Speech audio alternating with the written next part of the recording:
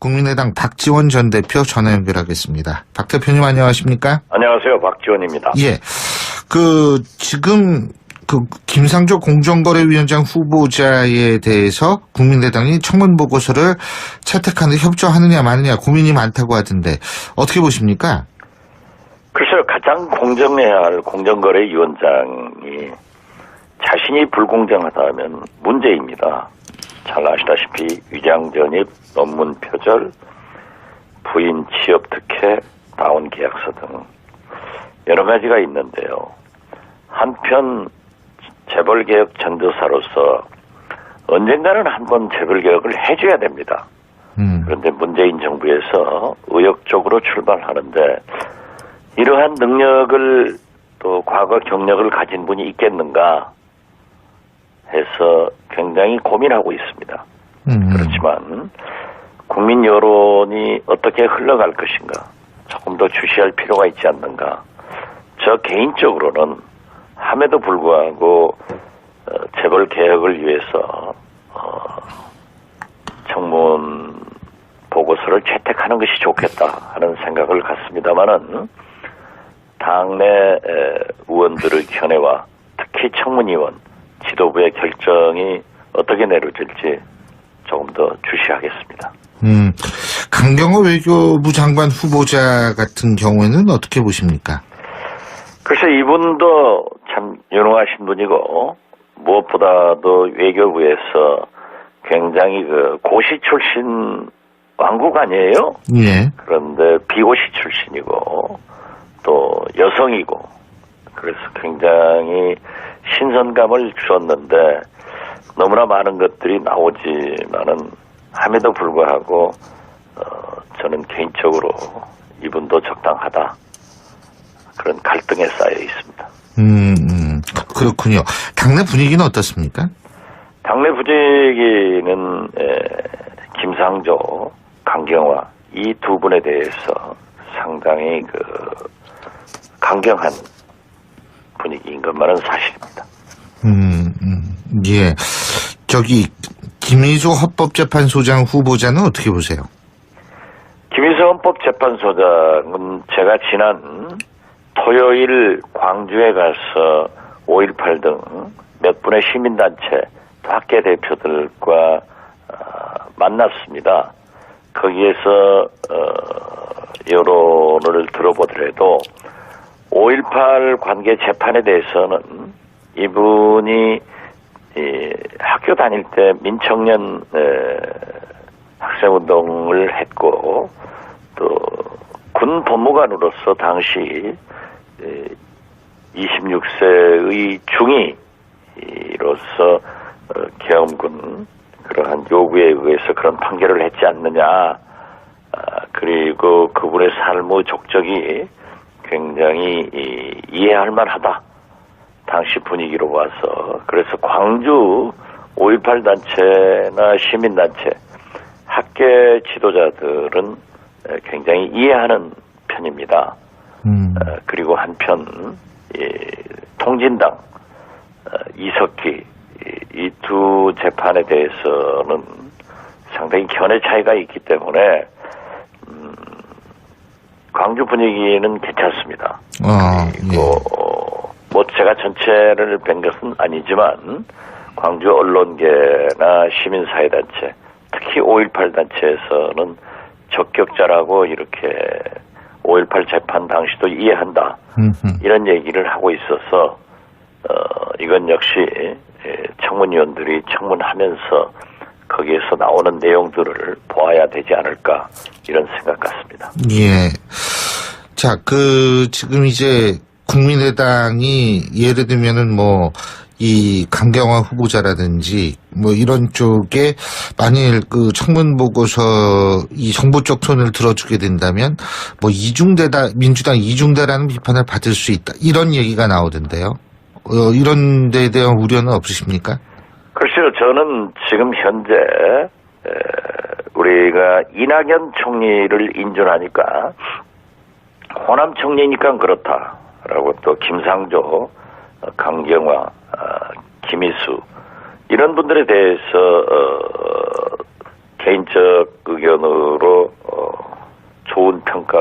하는 분도 있고 당내 기류는 나쁜 것도 있지만은 우리가 지금 현재 10년 만에 정권 교체를 해서 문재인 정부가 출범하고 있는데 물론 지난 대선 때는 강경하게 경쟁을 했지만은 이제는 박근혜 탄핵 이후 새로운 대한민국의 건설을 위해서는 어떤 개별적인 그러한 것보다는 어떻게 대한민국이 건설될 것인가, 어떻게 대한민국을 개혁할 것인가, 국민과 함께 가야 된다 하는 차원에서 보아야지 무조건 흑백 논리로 문재인 정부 편을 들어주면은 이중대다.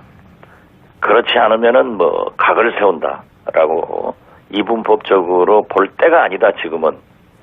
그래서 저는 그러한 문제에 대해서는 다소 우리 국민의당이 비난을 받더라도 국가와 국민을 위해서 취해야 할 행동은 과감하게 하자. 그러나 어떤 경우에도 안 되는 것은 안 된다고 얘기를 하는 것이 문재인 대통령의 성공을 위해서 필요하다. 이런 생각을 갖습니다. 근데 그렇게 되면은 호남에서의 자리를 민주당한테 뺏기는 거 아니냐 이런 우려의 목소리도 나오는 것 같더라고요. 지금 현재 문재인 대통령의 5.18 행사의 파격적인 행동 그리고 그 기념사에 대해서 사실 호남 사람들의 가슴에 맺힌 것을 뻥 뚫려줬습니다. 그리고 거듭 말씀드리지만 정권 교체, 호남 인사차별에 대한 홀대가 가셔가고 있기 때문에 저는 지금 국민의당이 호남에서 지지를 받지 못하고 있다 하는 것은 어쩔 수 없는 현상입니다. 그렇지만 아직도 이번 현충일에도 행사 후에 광주를 갑니다마는 많은 대화를 나누어 보면은 민주당에 대한 즉 문재인 대통령에 대한 박수도 있지만은 국민의당에 대한 지지도가 아직 살아있기 때문에 오히려 호남에서는 거의 항상 일당을 지지하다가 이제는 양당제로서의 경쟁을 시켜보는 그래서 지역 발전은 물론 국가를 위해서 일할 수 있도록 정치인들에게 촉매제를 주고 있다 이렇게 보고 있기 때문에 지지도는 항상 내려갈 수도 있지만은 우리가 잘하면은 올라갈 수 있기 때문에 큰 발전적 의미에서 보자. 그런 차원에서 영남에서도 이러한 변화가 광주의 변화가 영남에서도 대구에서도 부산에서도 일어나주기를 바라고 있습니다. 예. 자, 그리고 사드 보고 누락 논란이요. 청와대는 이러면 오늘 진상조사 결과를 발표한다는 건데, 그죠? 이 부분 어떻게 보고 계십니까? 저는 문재인 대통령이 과거 NLL 국가기록원 문건 공개를 요구해가지고 가진 경험이 있을 겁니다. 외교 문제에 대해서 무조건 모든 것을 공개하고 투명하게 하자 하는 것은 어떤 차원에서 보면은 국민의 알 권리를 위해서 또 국민과 함께 가기 위해서 필요하다고 하지만은 정확하지 않은 것을 이렇게 대통령께서 직접 나서가지고 문제를 키우는 것은 바람직하지 않다. 저는 그런 생각을 갖고 우리 당에서도 모든 의원들이 여기에는 같은 견해를 가지고 있는 것으로 알고 있습니다. 그 얘기는 결국은 문제를 너무 많은 부분을 공개한다 이런 데는 무리가 있다 이 말씀이신가요? 지금 사실 사드 문제는 미국과도 관계가 있지만은 예. 중국과의 경제 보복 문제로 더 큰 관계가 있지 않습니까? 예. 생업에. 그래서 우리는 대통령 선거 전에도 줄기차게 사드 배치의 최적지는 국회이기 때문에 국회에서 비준 동의를 받도록 요구를 했고 문재인 정부에서도 절차적 하자가 있다고 하면은 저는 국회 비준 동의를 받는 것으로 알고 있습니다. 그렇지만 현재 사드는 상당히 그 엑스밴드 레이더 때문에 문제가 되는 겁니다. 예. 그래서 그러한 것은 외교적으로 기술적으로 해결할 수 있지 않을까 하는 것에 기대를 두고 대통령께서도 미국, 중국에 특사를 보내서 이러한 문제를 해결해 간다고 하면은 한다고 하셨고 또 그렇게 추진했다고 하면서 예. 조금 그 외교적 알겠습니다. 해결의 기미가 보였는데 이게 공개함으로써 다 또 원점으로 가서 예. 진실 공방으로 가는 것은 바람직하지 않다 예. 이렇게 생각합니다. 예. 오늘 말씀 여기까지 듣겠습니다. 고맙습니다. 네, 감사합니다. 지금까지 국민의당 박지원 전 대표 전화 연결하겠습니다. 박 대표님 안녕하십니까? 안녕하세요, 박지원입니다. 예. 지금 김상조 공정거래위원장 후보자에 대해서 국민의당이 청문 보고서를 채택하는 데 협조하느냐 마느냐 고민이 많다고 하던데 어떻게 보십니까? 글쎄요, 가장 공정해야 할 공정거래위원장이 자신이 불공정하다면 문제입니다. 잘 아시다시피 위장전입, 논문 표절 같은 경우에는 어떻게 보십니까? 글쎄 이분도 참 유능하신 분이고 무엇보다도 외교부에서 굉장히 고시 출신 왕국 아니에요? 예. 그런데 비고시 출신이고 또 여성이고 그래서 굉장히 신선감을 주었는데 너무나 많은 것들이 나오지만은 함에도 불구하고 저는 개인적으로 이분도 적당하다. 부인 취업 특혜, 다운 계약서 등 여러 가지가 있는데요. 한편 재벌개혁 전도사로서 언젠가는 한번 재벌개혁을 해줘야 됩니다. 그런데 문재인 정부에서 의욕적으로 출발하는데 이러한 능력을 또 과거 경력을 가진 분이 있겠는가 해서 굉장히 고민하고 있습니다. 그렇지만 국민 여론이 어떻게 그런 갈등에 쌓여 있습니다. 그렇군요. 당내 분위기는 어떻습니까?